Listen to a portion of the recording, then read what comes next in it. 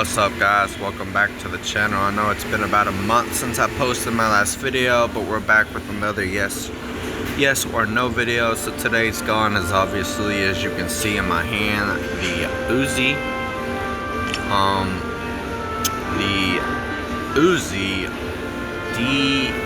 Submachine Gun. But yeah, let's get into this the build first. So first, the optic, we are running the panoramic red dot sight, the Elite light stock, the Hornet SMG, the Uzi 35 round mag, the phase combat grip, Uzi rail handguard, the sensor compensator. That's it, man. Uzi Master long barrel. Fire range and show how it works. Now, as you can see, 0.3 time up close. Very good. Mid-range capability is 1.5. I think that right there is actually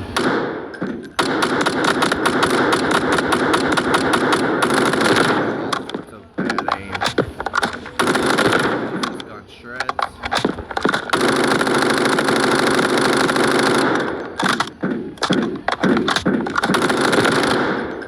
Yeah, up close, this gun really shreds.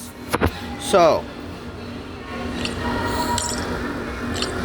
should you be running the Uzi Submachine Gun? Yes or no?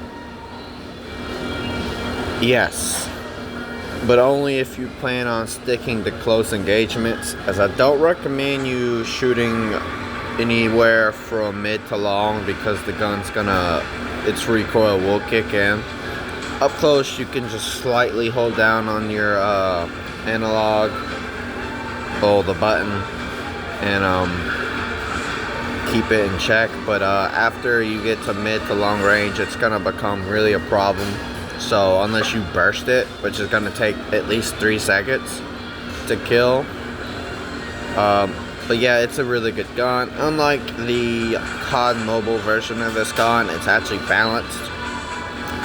This gun is balanced. It doesn't have the long range capabilities as the USS-9 and COD M. This gun is still one of my favorites. I just started playing it again because I got this really cool camo for it. Finally. But yeah, guys, it's pretty much what I gotta say. It's a good gun. I'm gonna get some gameplay with this when I can upload a long video. But yeah, guys, thank you for watching. Let me know in the comments what gun you want to see me do a yes or no on, and please consider liking and subscribing. And yeah, if you feel like contributing and donate to the channel, I'll post my Venmo in the description. Anyway, adios.